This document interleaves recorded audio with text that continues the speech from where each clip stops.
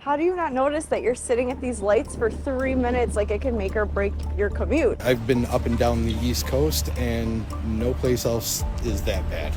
Right now on 7 News at 6, voices from drivers tired of being left on red. Tonight, we're exploring some of the worst traffic lights in our region, where we found just how much time and money goes to waste waiting for a green light. It has real impact, real economic impact. But some communities have found solutions. How does this technology work, and what's the cost of that convenience? Really, the system's remarkable. Our 7 News team's special report, Left on Red, begins right now. Good evening, everyone. Most of us drive on a regular basis, and one of the most frustrating things behind the wheel is getting needlessly stuck at red lights. Hard to believe, but we spend collectively more than 17 million hours a day in this country at red lights that just aren't synced up. Think of the time and the money and the environmental cost. Western New York is making some progress on this, but there is a lot of work left to do. That's why tonight we're taking extra time to look at this issue that we know matters to you. Our Taylor Epps is exploring trouble spots, sharing voices from the community, demanding a smoother ride. And Michael Schwartz is taking us on a ride to highlight a couple of success stories in the North Towns and the technology making a big difference. But we are going to start here in downtown Buffalo, where I've been covering unsynced signals for more than a decade. Tonight, the work still to do, but also an exclusive look at what's happening to help clear the congestion so many lights aren't left on red.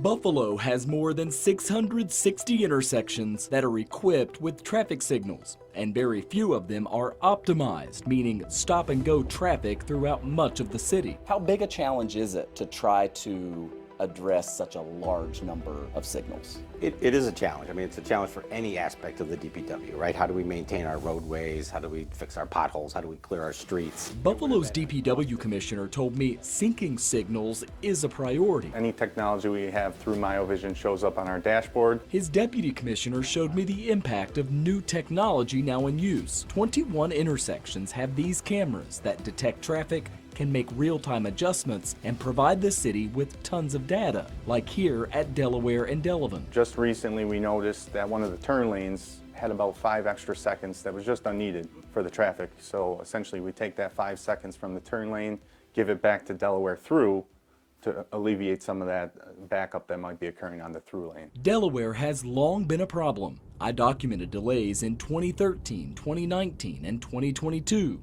Each time, timing it out from North Buffalo to downtown, taking dozens of trips at different times of day. I did the exact same experiment this month, and the results are mixed. One of my trips was the fastest ever, a little more than 14 minutes, stopped or braking less than a third of the time. But during one morning commute, I had the slowest trip I ever recorded, topping 20 minutes. I was stopped or braking nearly half the time. We try to get that synced to have that free flow. When the city last repaved Delaware from north to Forest and went from 2 lanes in each direction down to 1 with a turn lane, leaders promised it wouldn't cause more congestion thanks to the high-tech detection cameras. But they're only installed at the 5 busiest intersections. Others, like here at Barker, regularly stop Delaware traffic despite nobody coming in the other direction. Will that get better?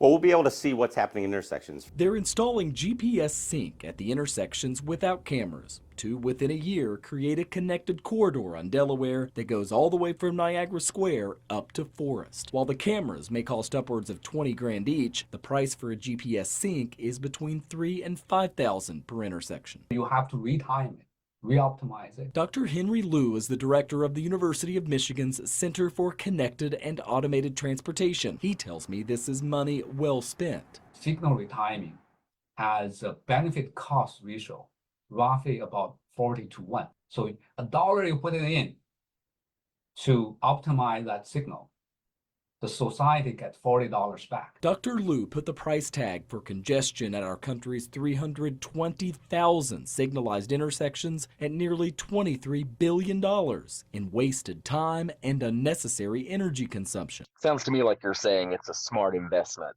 to synchronize these signals. Oh yeah, it has real impact, real economic impact. That's why Buffalo is buying in on smart signals. Cameras are already installed at 21 intersections, plus GPS sync for the entire length of Niagara Street. If something happens on the 190 or the Peace Bridge, let's say, where we got to move traffic, we can get a kind of a streamline going up Niagara Street as an alternative to the 190. And the city has ambitious goals to expand coverage, putting cameras on Niagara plus Main Street, Jefferson, Bailey, and eventually Seneca, Michigan, and other thoroughfares. Would you tell people who drive through Buffalo this is going to keep getting better? Well, that's my goal, right, as commissioner, that it does keep getting better. I hope in the next 2, 3, 4, 5 years, we're talking again, and it's not 22 cameras, it's 200 and some cameras online. This isn't just a city problem. There are unsynced signals all over Western New York. Our Taylor Epps is in the South Towns now with voices of the community, Taylor, that are tired of the delays. Yeah, Michael, tired, frustrated, aggravated, I've heard it all. And you can see exactly why right here in West Seneca. Take a look at this. Cars piling up, waiting several minutes to get a green light. Drivers I spoke with say this is a huge problem all around Western New York. I've been up and down the East Coast, and no place else is that bad. Matthew Kerriglin is a nurse's aide. He lives in West Seneca but commutes to Amherst, and poorly timed red lights can make him late to work. I used to have to travel at about 5 a.m. My record there was 15 minutes. To wait? To wait, because there was no cars coming the other way, so it wouldn't change. I mean, what's going through your head when you're sitting at a red light? Trying to figure out how to get around it. And once you finally see a green, You only get enough time to get like maybe 4 or 5 cars through the intersection, and then you're waiting again. It can get pretty aggravating when we travel to and from work every day, and that wait time adds up. just how much does it add up? According to SafeLight, 142 hours or 4.5 months of your life is spent behind the wheel waiting at a red light, costing American drivers $8.6 billion each year. I pulled over at one of the longer lights in the South Towns where Seneca Street meets Harlem Road to see just how long it takes.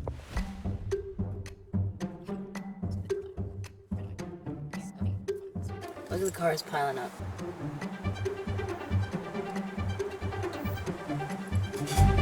That's 2 whole minutes. They were sitting at a red light.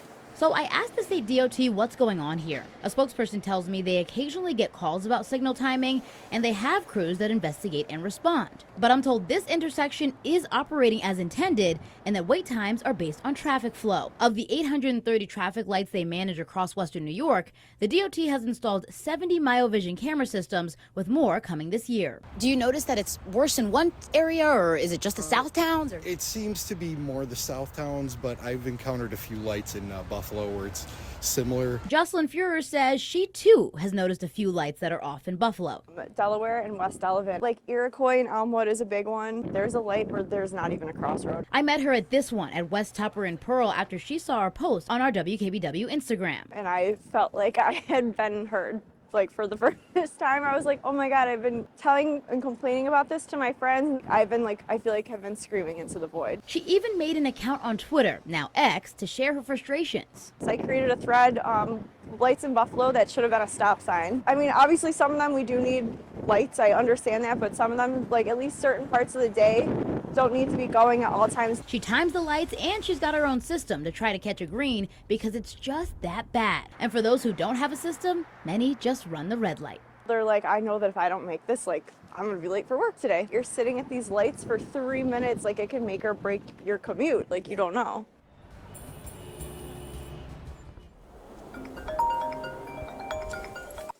Hey, Michael. Hey, Taylor, finally, you answered. Where are you? I'm almost at the studio. Well, I'm just going to be a little late. I've been hitting a million red lights. How did you get there so fast? Taylor, I've been cruising out here. Nothing but green lights. You got to use the North Towns. They have their lights timed out right. That's thanks to MyoVision, a 360-degree smart camera popping up at more traffic signals across Western New York. Here in the town of Tonawanda, traffic moves pretty well thanks to that camera and its technology to pick up traffic patterns at this busy intersection of Brighton Road and Colvin Boulevard. Officials in the town tell me it's led to a shorter wait time at these lights. I stood at the intersection, timing the lights in both directions. The light should be changing red. There you go. The result, a light change every 30 seconds, avoiding congestion to keep traffic moving. We've seen it grow from community to community. Similar a few miles away in Amherst, the first Western New York community to completely transition to this smart signal technology. We always try to get them under a cycle. We don't want them to wait for an additional green. That's Chris Schregel, the traffic safety coordinator for Amherst. He explains that MyoVision doesn't just detect traffic, but the specific number of vehicles waiting at a light any given moment. You can see exactly when a car comes up. A solution to those frustrating times when there's a long line of cars waiting at a red and hardly anyone passing by in the other direction. So if you're a single car, you shouldn't have to wait the full amount of time.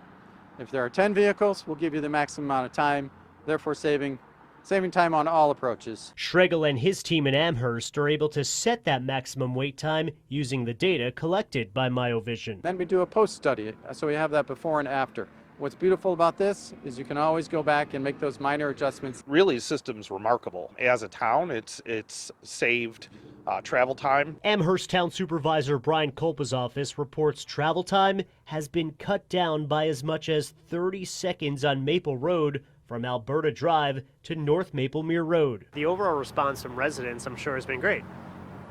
Well, we get less complaints. MyoVision also tracked the heat patterns of where people cross the intersection, leading to a safer solution. We did notice that there were pedestrians crossing where there weren't crosswalks. After seeing that data, using the MyoVision, we determined that it would be best to deploy ped heads for those pedestrians crossing at that leg of the intersection as well as a crosswalk. So those are the type of improvements we utilize the data for. The fluid light system even helps many UB students get to class across the street on time. It's good. So I don't have to wait. It automatically does the job for me. So that way it's a positive thing. A positive thing saving you time and money. According to annual data collected by Amherst, shorter time at lights has saved drivers $128,000 overall in fuel and has saved 217 tons of CO2 emissions coming from your engines. That's equivalent to what 47 cars produce in a year. Moving on to really the technology you want at an intersection. And if there is an issue with a signal, MyoVision sends an alert right to the engineers. In years past, we used to have to wait for a traffic engineer to study this, pay thousands of dollars, but now we have the technology in place to do this on our own to determine what adjustments are making the most impactful to the driving public.